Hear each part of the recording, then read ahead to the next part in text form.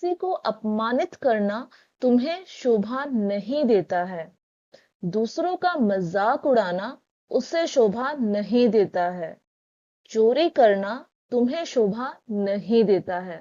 तो गाइस ऐसे वाले सेंटेंसेस हम अपने सामने वाले को तब बोलते हैं जब हमें बोलना होता है कि कोई एक्शन करना किसी को शोभा नहीं देता है। जैसे कि हमने पहले वाले सेंटेंस में बोला है, किसी को अपमानित करना तुम्हें शोभा नहीं देता है। यहाँ हम सामने वाले को बोल रहे हैं कि ये जो किसी का अपमान करने का जो एक्शन है, ये करना तुम्हें शोभा नहीं देता है। हम ये बोल रहे हैं, यानी कि सामने वाले से हम सामने वाले के लिए ही बात कर रहे हैं। और ये जो सेकंड वाली सेंटेंस है, इसमें हमने बोला है दूसरों का मजाक उड़ाना उसे शोभा नहीं देता है। तो यहाँ हम बात सामने वाले से कर रहे हैं, लेकिन सामने वाले के लिए नहीं कर रहे हैं, किसी और के लिए कर रहे हैं। हम यहाँ सामने वाले को बोल रहे हैं कि दूसरों का मजाक उड़ाना उससे शोभा नहीं देता है। ठीक है, तो किसके बारे में हम बात कर रहे हैं? उससे। ठीक है, तो गाइस ऐसे वाले सेंटेंसेस हम हिंदी में तो बहुत ही आसानी से बना लेते हैं, लेकिन इंग्लिश में कैसे बनाई जाती है, यही हम आज की इस वीडियो लेसन में सीखने वाले हैं। गाइस आगे बढ़ने से पहले कुछ और सेंटेंसेस हैं, चलिए उससे पहले देख लेते हैं। तुम इस इनाम के लायक नहीं हो। तुम इस जिम्मेदारी के लायक नहीं हो। तुम इस अवसर के लायक नहीं हो। तो गाइस ऐसे वाले सेंटेंसेस हम सामने वाले को तब बोलते हैं जब हम उसे बोलना चाहते हैं कि तुम इस चीज के लायक नहीं हो। जैसे कि पहले वाले सेंटेंस में हमने बोला है कि तुम इस इनाम के लायक नहीं हो। यहाँ हम बोल रहे हैं कि जो इनाम है इसके लायक तुम नहीं हो। तो गाइस ऐसे वाले सेंटेंसेस को भी हम जान लेंगे कि इंग्लिश में कैसे बोली जाती है।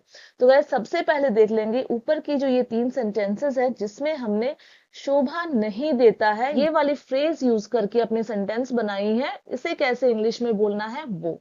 तो चलिए सबसे पहले देख लेंगे कौन सा स्ट्रक्चर इसके लिए फॉलो करनी है। तो गाइस शोभा नहीं देता है, इसके लिए हम इंग्लिश में बोलते हैं डजंट सूट यू। यानी कि ये वाला जो एक्शन है ये आप पे सूट नहीं करता है, हम ये बोलना चाह रहे हैं। तो गाइस इसके लिए जो स्ट्रक्चर हम फॉलो करेंगे वो ये रहा। वर्ब का fourth form plus doesn't suit you या हर या हिम या कोई नाम। तो गाइस वर्ब का फोर्थ फॉर्म, यहाँ पे हमें उस एक्शन का फोर्थ फॉर्म यूज करना है जो एक्शन करना तुम्हें सूट नहीं करता है, ये हम बोल रहे हैं। फिर हम डजंट सूट का यूज करेंगे जिसका मतलब होता है शोभा नहीं देता। और फिर अगर हम बात सामने वाले के लिए कर रहे हैं तो हम यहाँ यू का यूज कर लेंगे। अगर किसी लड़की के बारे में बात कर रहे हैं तो हम हर का यूज कर लेंगे। लड़का के लिए हिम का यूज कर लेंगे। और अगर आपको किसी का नाम मेंशन करना है तो हम उस नाम को यहाँ लास्ट में मेंशन कर देंगे। जैसे कि अगर आपको बोलना है रीता को रोना शोभा नहीं देता है, मतलब यहाँ हम बात किसकी कर रहे हैं, किसे शोभा नहीं देता है? रीता को। तो हम यहाँ लास्ट में रीता नाम का यूज करेंगे। अगर बोलना है कि तुम्हें ये एक्शन करना शोभा नहीं देता है तो हम तुम्हें की बात कर रहे हैं, किसे नहीं देता है? तुम्हें। तो हम यहाँ पे यू का यूज कर लेंगे। आई होप गाइस आपको समझ में आ गई है। अब चलिए बेटर अंडरस्टैंडिंग के लिए सेंटेंस एग्जांपल्स के साथ समझ लेते हैं। किसी को अपमानित करना तुम्हें शोभा नहीं देता है। तो यहाँ हम किसको शोभा नहीं देता है बोल रहे हैं? तुम्हें। तो हमारा सेंटेंस इंग्लिश में हो जाएगा insulting someone doesn't suit you. क्या एक्शन करना शोभा नहीं देता है? हम बोल रहे हैं अपमानित करना। तो इसका इंग्लिश होता है किसी का इंसल्ट करना। फोर्थ फॉर्म में यूज करनी है, इसीलिए इंसल्टिंग वर्ड का हमें यहाँ यूज करना है। तो insulting someone doesn't suit you. Next है दूसरों का मजाक उड़ाना उसे शोभा नहीं देता है। Making fun of others doesn't suit him. देखिए यहाँ पे जो हमने किसे शोभा नहीं देता है बोला है? उसे। तो अगर वो कोई लड़की है तो हम हर का यूज कर लेंगे, अगर लड़का है तो हिम का यूज कर लेंगे, जैसे कि हमने यहाँ पे हिम का यूज किया है। क्या करना शोभा नहीं देता है बोल रहे हैं? दूसरों का मजाक उड़ाना, मेकिंग फन ऑफ अदर्स। ठीक है, Making fun of others doesn't suit him. Next है चोरी करना तुम्हें शोभा नहीं देता है। यहाँ हम किसे शोभा नहीं देता है बोल रहे हैं? तुम्हें। तो इंग्लिश में हम बोलेंगे स्टीलिंग डजंट सूट यू, तो चोरी करने का इंग्लिश स्टील होता है, fourth form stealing. Stealing doesn't suit you. तो गाइज आई होप आपको समझ में आ गई है कि ये जो शोभा नहीं देता है, ऐसे वाले सेंटेंसेस को कैसे इंग्लिश में बोली जाती है। अब गाइज ये जो नीचे की 3 सेंटेंसेस है जिसमें हमने कहा है कि कोई चीज किसी के लायक नहीं है, इसे कैसे इंग्लिश में बोली जाती है। चलिए सबसे पहले देख लेते हैं कौन सा स्ट्रक्चर इसके लिए फॉलो करनी है। के लायक नहीं हो, इसके लिए हम नॉट वर्दी ऑफ इस फ्रेज का यूज करते हैं, और जो स्ट्रक्चर हम फॉलो करेंगे वो ये है, सब्जेक्ट प्लस इज एम या are plus not worthy of plus noun. तो गाइस जो लायक नहीं है कि हम बात कर रहे हैं वो सब्जेक्ट होगा, फिर अगर वो सब्जेक्ट सिंगुलर है कोई तो हम इज का यूज कर लेंगे, अगर वो सब्जेक्ट प्लूरल है तो आर का यूज कर लेंगे, और अगर खुद की बात कर रहे हैं, आई यूज कर रहे हैं सब्जेक्ट में, तो एम का यूज कर लेंगे।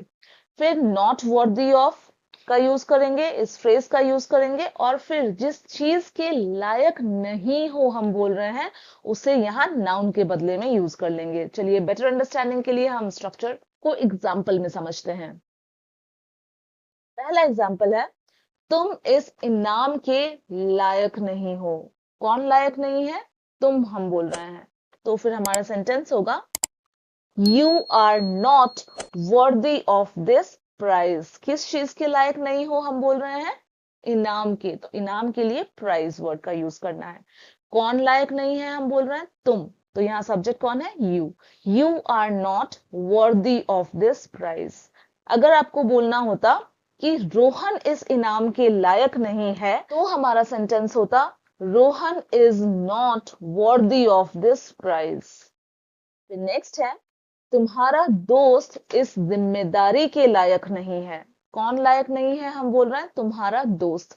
तो यहाँ सब्जेक्ट कौन हो गया? तुम्हारा दोस्त, योर फ्रेंड। तो इंग्लिश में हम बोलेंगे, your friend is not worthy of this responsibility. तो यहाँ सब्जेक्ट जो है योर फ्रेंड है, सिंगुलर सब्जेक्ट है, इसलिए इसका यूज हमने कर लिया है। फिर के लायक नहीं के लिए हम नॉट वर्दी ऑफ का यूज कर रहे हैं। किस चीज के लायक नहीं है हम बोल रहे हैं? इस जिम्मेदारी के। तो फिर दिस रिस्पॉन्सिबिलिटी, ठीक है, इसके लिए दिस का यूज हमने किया है, और जिम्मेदारी का इंग्लिश होता है रिस्पॉन्सिबिलिटी। तो हमारा सेंटेंस हो गया, your friend is not worthy of this responsibility.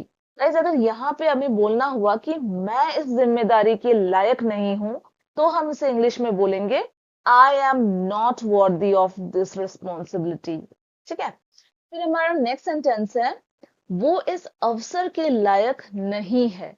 तो गाइज यहाँ हम बात किसकी कर रहे हैं? कौन अवसर के लायक नहीं है हम बोल रहे हैं? वो, यानी कोई थर्ड पर्सन है। अगर लड़का है तो ही का यूज कर लेंगे, और लड़की है तो शी का यूज कर लेंगे, और इंग्लिश में हम बोलेंगे, he is not worthy of this opportunity. तो अवसर का जो इंग्लिश होता है वो अपॉर्चुनिटी होता है, यानी मौका।